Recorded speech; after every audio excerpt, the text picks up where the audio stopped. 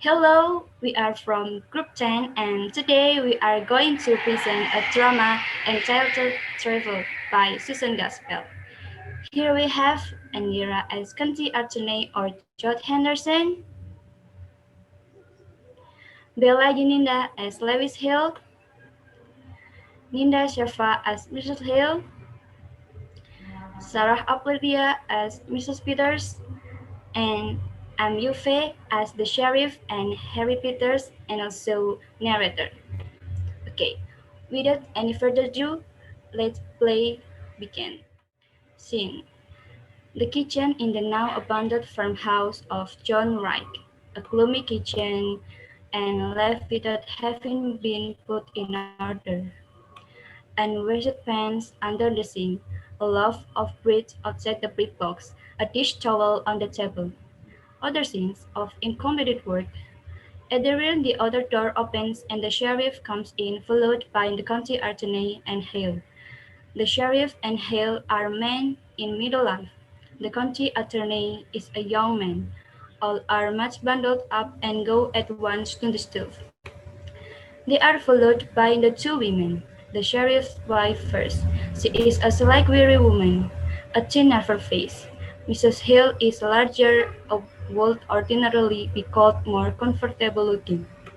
But she is distraught now and looks fearfully about as she enters. The women have come in slowly and stand close together near the door. This feels good. Come to the fire, ladies. I'm not cold. Now, Mr. Hale, before we move things about, you explain to Mr. Henderson just what you saw when you came here yesterday morning. By the way, has anything been moved? Are things just as you left them yesterday? It's just the same. When it dropped below zero last night, I thought I'd better send Frank out this morning to make a fire for us. No use getting pneumonia with PKs on, but I told him not to touch anything except the stove, and Frank. Somebody should have been left here yesterday.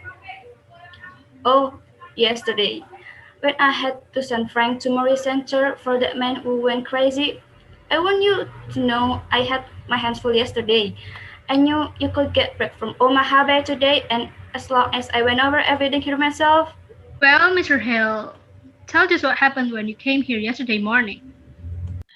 Harry and I had started to town with a lot of potatoes.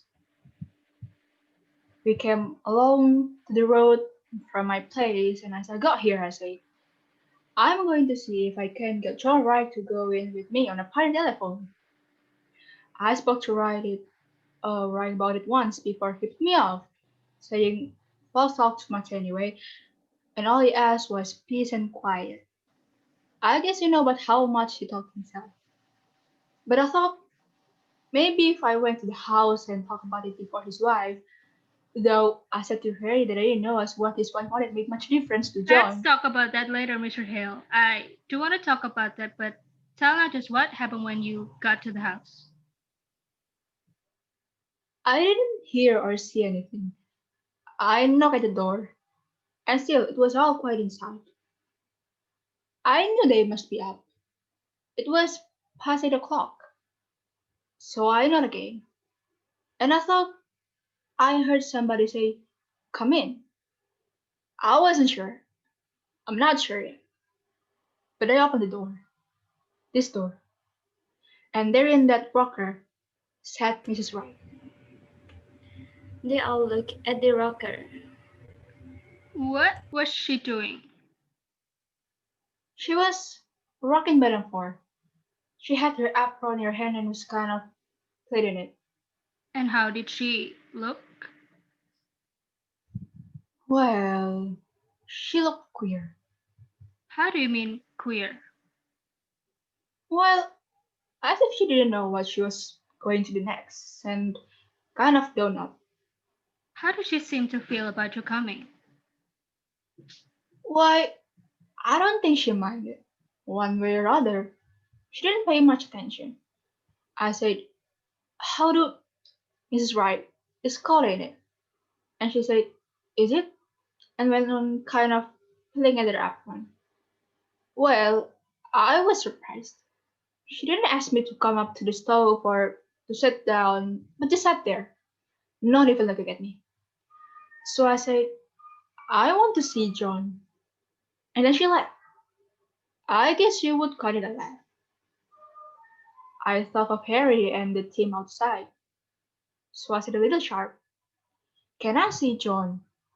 No, she says. Kind of, do you like? Any home? Says I. Yes, says she. He's home. Then why can't I see him? I asked her. Out of presence. 'Cause he's dead, says she. Dead? Says I. She just nodded her head, not getting a bit excited, but rocking back and forth. Why, where is he? Says I, not knowing what to say. She just pointed upstairs, like that. I got up with the idea of going up there. I went from there to here, then I says, why, what did he die of? He died of a rope around his neck, says she, and just went on cleaning at her apron.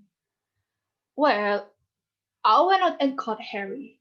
I thought I might need help. We went upstairs and there he was lying. I think I'd rather have you get into that upstairs where you can point it all out. Just go on now with the rest of the story. Well, my first thought was to get that rope off. It looked, but Harry, he went up to him and he said, no, is that all right? And we'd better not to touch anything. So we went back downstairs. She was still sitting the same way. Has anybody been notified? I asked. No, said she, unconcerned. Who did this, Mrs. Wright? Said Harry. He said it businesslike. And she stopped pleating off her apron. I don't know, she says. You don't know, says Harry. No, says she. Weren't you sleeping in the bed with him? Says Harry. Yes, says she. But I was on the inside. Somebody slipped a rope round his neck and strangled him and you didn't wake up? Says Harry. I didn't wake up, she said after him. We must, look as if we didn't see how that could be. For after a minute, she said, I sleep sound. Harry was going to ask her more questions, but I said, maybe we ought to let her tell her story first to the coroner or the sheriff. So I went, so Harry went fast as he could to River's place, where there's a telephone. And what did Mrs. Wright do when she knew that you had gone for the coroner?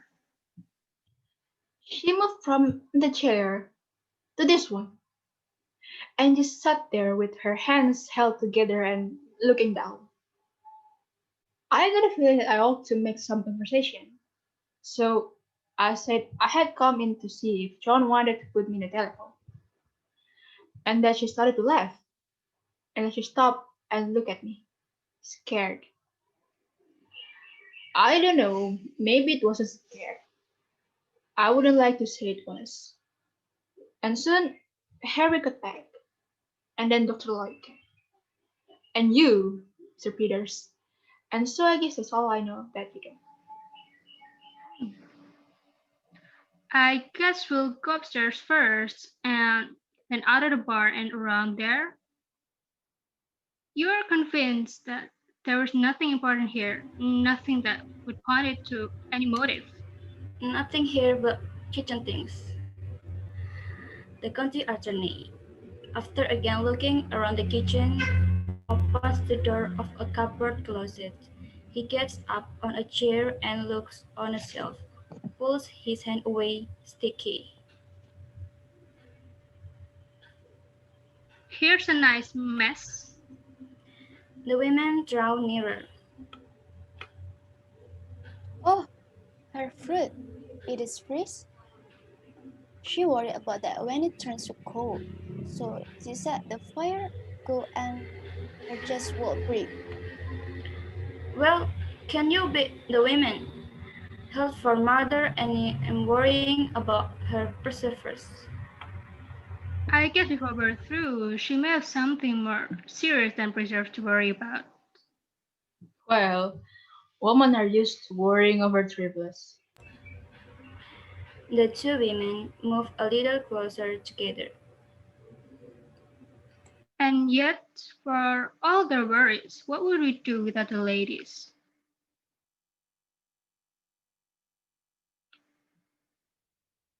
Dirty towels. Not much of a housekeeper, would you say, ladies? There's a great deal of work to be done on farm. To be sure, and yet, I know there are some Dixon County farmhouses which do not have such roll towels. Those towels get dirty awful quick. Men's hands aren't always as clean as they might be. Ah, loyal to your sex, I see. But you and Mrs. Wright were neighbors. I suppose you're friends too.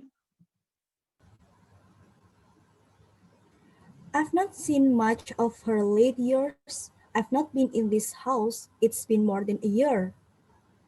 And why was that? You didn't like her? I liked her all well enough. Farmers' wives have their hands full, Mr. Henderson, and then Yes? it never seemed a very cheerful place. No, it's not cheerful. I shouldn't say she had the homemaking instinct. Well, I don't know as right had either. You mean that they didn't get on very well? No, I don't mean anything, but I don't think a place be any cheerful for John Wright's being in it. I'd like to talk more of that a little later. I want to get the lay of things upstairs now. I suppose anything Mrs. Peters does will be all right. She was to take in some clothes for her, you know, and a few little things we left in Shot's Harry yesterday. Yes, but I would like to see what you take, Mrs. Peters, and keep an eye out for anything that might be of use to us. Yes, Mrs. Henderson?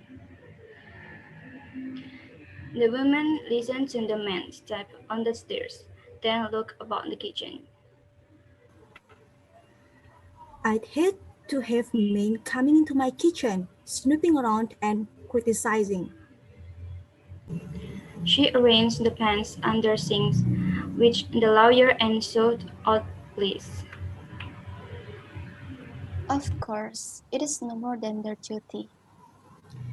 Judy's all right, but I guess that deputy sheriff that came out to make the fire might have got a little of this on. Wish I thought of that sooner. Seems mean to talk about her for not having things click up when she had to come away in such a hurry. She had a bread set.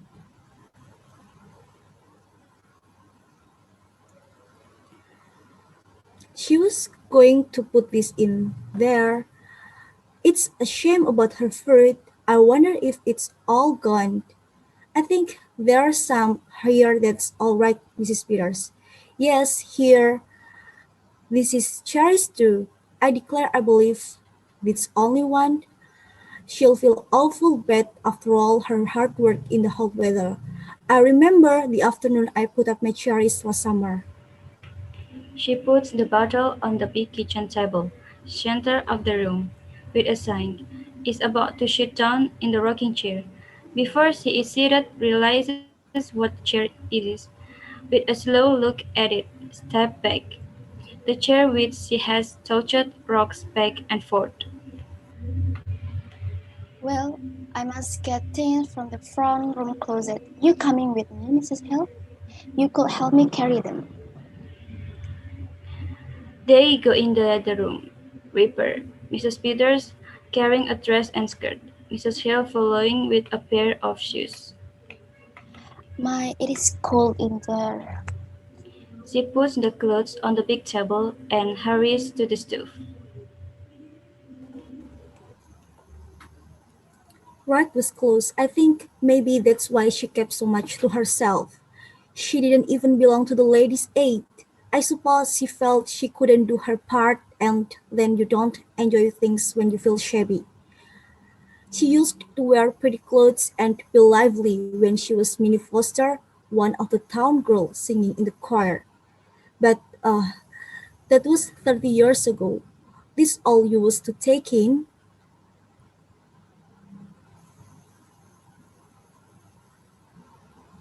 She said she won't unapron funny things to want, for there isn't much to get you dirty in jail. Goodness knows. But I suppose just to make her feel more natural. She said they was in the drawer in this cupboard. And then her little soul that always hung by the door. Yes, here it is. Quickly shuts door leading upstairs. Mrs. Peters, Yes, Mrs. Hill. do you think she did it? Uh, oh, I don't know. Well, I don't think she did. Asking for an apron and her little shawl, worrying about her food.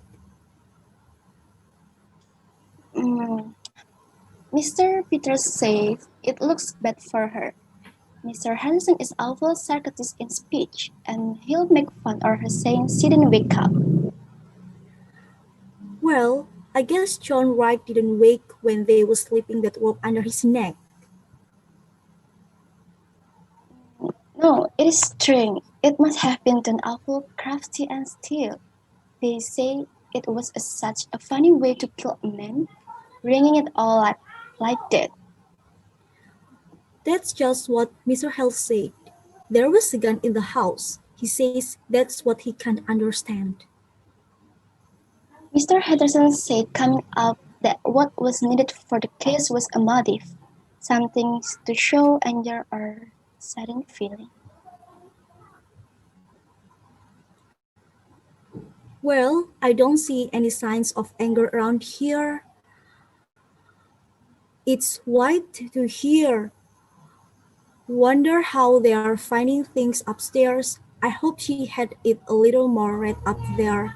You know, it seems kind of sneaking, locking her up in town and then coming out here and trying to get her own house to turn against her. But Mrs. Hill, the law is the law. I suppose this better loosen up your things, Mrs. Peters. You won't feel them when you go out. Mrs. Peters takes off her fur tippet, goes to hang it on hook at back from of room, stands looking at the other part of small corner table.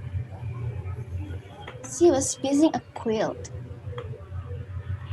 She brings the large sewing basket and they look at the bright pieces. It's log cabin pattern. Pretty, isn't it? I wonder if she was going to quilt it or just knot it. Footsteps have been heard coming down the stairs. The sheriff enters followed by Hale and the county attorney. They wonder if she was going to quilt it or just know it. The men laugh. The women look abashed. Frank's fire didn't get too much up there, did it? Well, let's go to the bar and get that cleared up. I don't know if there's anything so strange our taking up our time with little things while we're waiting for them to get the evidence. I don't see it's at anything to laugh about. Of course, they've got awful important things on their minds. Pulls up a chair and joins Mrs. Hale at the table. Mrs. Peters, look at this one. Here, this is the one she was working on. And look at the sewing. All the rest of it has been so nice and even. And look at this. It's all over the place. Why, it looks if she didn't know what she was about. After she has said this, they look at each other. then starts to glance back at the door. After an instant, Mr. Hale has pulled at a note, repeat saying, Oh, what are you doing, Mrs. Hill? Just pulling out a stitch or two that's not sewed very good. Pet sewing always made me fidgety.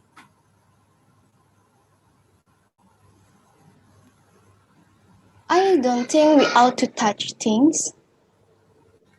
I'll just finish up this end, Mrs. Peters. Yes, Mrs. Hill? What do you suppose she was so nervous about? Oh, I don't know. I don't know if she was nervous. I sometimes see awful queer when I'm just tired. Well, I must get things wrapped up. They may through sooner than we think. I wonder where I can find a piece of paper and string. In that cupboard, maybe?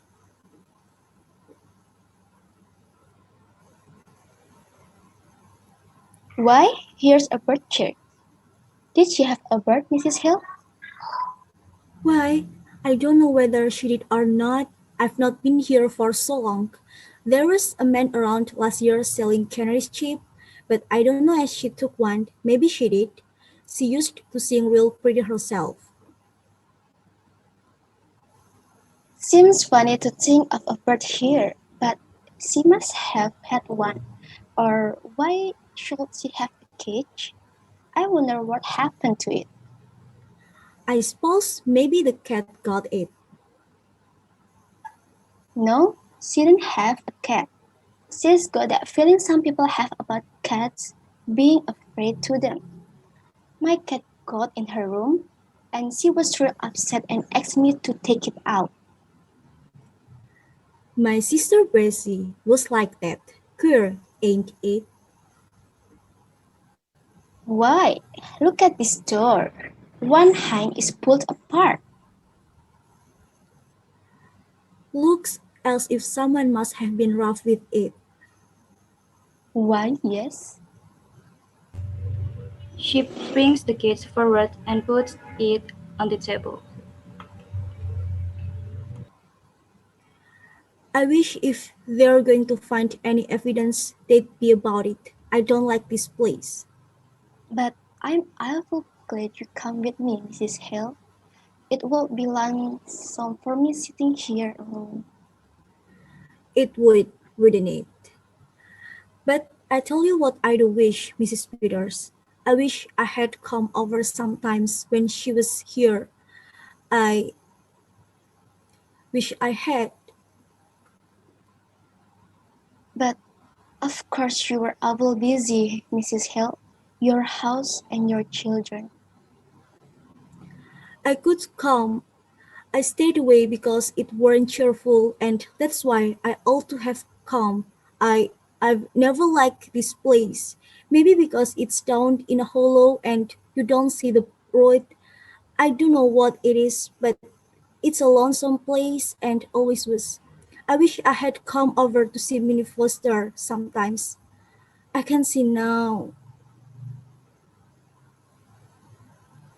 Well, you must not report yourself, Mrs. Hale. Somehow, we just don't see how it is with other folks until sometimes comes up. Not having children makes less work, but it makes a quiet house and right out to work all day and no company when he did come in. Did you know John Wright, Mrs. Peters? Not to know him, I have seen him in town. They say he was a good man. Yes, good. He didn't drink and kept his word as well as most, I guess, and paid his debts. But he was a hard man, Mrs. Peters. Just to pass the time of day with him, like a raw wind that gets to the bone. I should think she would have wanted a bird, but what do you suppose went with this? I don't know, unless he got sick and died. She reaches over and swings the broken door, swings it again, Both women watch it. You weren't raised around here, were you? You didn't know her? Not till they broke her yesterday. She, come to think of it, she was kind of like a bird herself, real sweet and pretty, but kind of timid and fluttery. How she did change. Tell you what, Mrs. Peters, why don't you take the quilt in with you? It might take up her mind. Why, I think that's a real nice idea. There could not possibly be any objection to it, could there? Now, just what should I take? I wonder if her page are in her and her things. They look in the sewing basket. Here's some red. I expect this has got sewing things in it. What a pretty box. Looks like something somebody would give you. Maybe her scissors are in there. Why, there's something wrapped up in this piece of silk. Why, this isn't it her sisters? Oh, Mrs. Peters, it's. Mrs. Peters bends closer. It is the bird. But, Mrs. Peters, look at it. Its neck. Look at its neck. It's all other side too. Somebody wrong in his neck? Their eyes meet. A look of growing comprehension, of horror. Steps are heard outside. Mrs. Hale slips back under quilt pieces and sinks into her chair. Enter Sheriff and concierge. Mrs. Peters rises. Well, ladies, have you been decided whether she was going to kill it or not it? We think she was going to not eat. Well, that's interesting, I'm sure. Has the bird flown? We think the cat got it. Is there a cat? Mr. Hale glanced in a quick, comfort way at Mrs. Peters. Well, not now. They're superstitious, you know. They live. No sign at all of anyone have coming from the outside, their own road. Now let's go up again and go over it piece by piece. It would have to have been someone who knew just the. Mrs. Peters sits down. The two women sit there not looking at yet another, but as if peering into something and at the same time holding back. When they talk now, it's in the manner of feeling their way over strange ground, as if afraid of what they are saying, but as if they cannot help saying it. She liked the bird. She was going to bury it in the pretty box. When I was a girl, my kitten, there was a boy took a hatchet, and before my eyes, and before I could get there, if they had held me back, I would have hurt him. I wonder how it would seem never to have had any children around. No, Wright wouldn't like the bird, a thing that sang. She used to sing. He killed that too. We don't know who killed the bird. I know John Wright. It was an awful thing was done in this house that night, Mrs. Hale, killing a man while he slept, slipping a rope around his neck that choked the life out of him. His neck choked the life out of him. Her hand goes out and rests on the cheek. We don't know who killed him. We don't know. If there'd been years and years of nothing, then a bird to sing to you, it would be awful still, after the bird were still. I know what stillness is. When we homestead in Dakota and my first baby died, after he was 2 years old and me with no other than How soon do you suppose they'll be through looking for the evidence? I know what stillness is. The law has got to punish crime, Mrs. Hale. I wish you'd seen Minnie Foster when she wore a white dress with blue ribbons and stood up there in the car and sang, "Oh, I wish I'd come over here once in a while. That was a crime. That was a crime. Who's going to punish that?" We must not take on. I might have known she needed help. I know how things can be for women. I tell you, it's queer, Mrs. Peters. We live close together and we live far apart. We all go through the same things. It's all just a different kind of the same thing. If I was you, I wouldn't tell her fruit was gone. Tell her it ain't. Tell her it's all right. Take this in to prove it to her. She she may never know whether it was broke or not.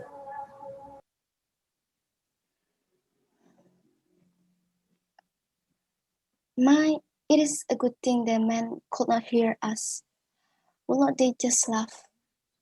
Getting all stirred up over a little thing like a Gethsemane, as if that could have anything to do with will not they laugh? The men are heard coming downstairs. Maybe they would, maybe they wouldn't. No, Peters. It is all perfectly clear, except a reason for doing it. But you know tourists when it comes to women. If there was some definite thing, something to show, something to make a story about, a thing that would connect up with this strange way of doing it. The women's eyes meet for an instant. Enter Hale from outer door. Well, I've got the team around pretty good out there. I'm going to stay here a while by myself. You can send Frank out for me, can't you? I want to go over everything. I'm not satisfied with that we cannot do better. Do you want to see what Mrs. Peter is going to take in? The lawyer goes to the table, picks up the apron lab. Oh, I guess they're not very dangerous things that the ladies have picked out. No, Mrs. Peters doesn't need supervising. For that matter, the sheriff's wife is married to the law. Ever think of it that way, Mrs. Peters? Not just that way. Married to the law. I just want you to come in here a minute, George. We ought to take a look at these windows. Oh, windows. Well, be right out, Mr. Hill. Hill goes outside. The sheriff follows the county attorney into the other room. Then Mr. Hill raises hands tied together, looking intensely at Mrs. Peters, whose eyes make a slow turn, finally meeting Mrs. Hill's. A moment Mrs. Hills holds her, then her own eyes point the way to where the box is concealed.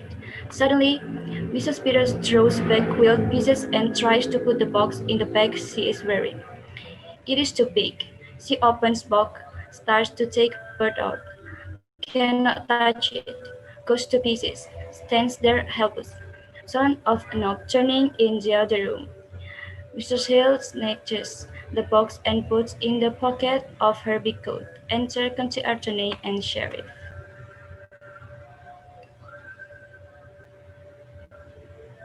Well, Henry, at least we found out that she's not going to kill it. She was going to. What is it you call it, ladies? We call it not it, Mr. Henderson.